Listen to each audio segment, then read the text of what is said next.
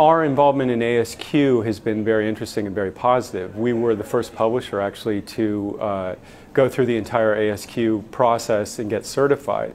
We've had a great deal of success over the last couple of years in terms of revenue, implementation of the model, and the great thing that we've seen is completion rates that are close to what our existing completion rates were. And you're talking about a site with 85 to 90% completion, ad completion rates. So we were expecting some kind of fall off because it's a fair barrier to entry for some users. But I think what you get is high quality advertisers that fit across a lot of different types of people, a lot of our type of audience.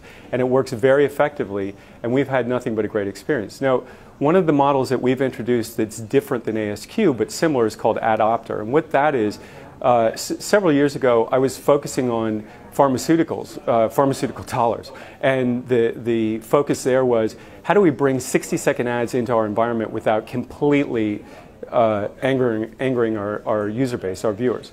So the idea was, we have time-based ad serving. We serve an ad every 3 to 5 minutes. And we know that if you go in and see different videos, you're not going to get another ad until you've hit that 5-minute or 3-minute mark. So what we said is, ad-selector allows a viewer to come in and choose to view a 60-second ad in exchange for less disruption over time. So they might get a 60-second ad in exchange for 10 minutes of uninterrupted video viewing.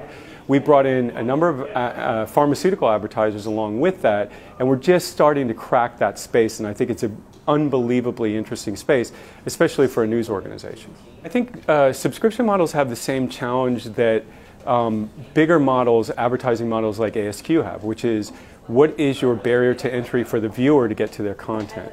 The example with a subscription model that we're experimenting with is podcasts, or we're looking to experiment with. One of the reasons for that is it doesn't monetize effectively using an ad model for one basic reason, which is if you're an advertiser, you can track downloads. You can see what's been downloaded how many times, but you have no idea whether that person's an active viewer or whether they just downloaded that content and aren't viewing it again. And there's no way to track that. At least we don't have a way to track that in our podcast. So advertising is not a very good model for that in terms of revenue.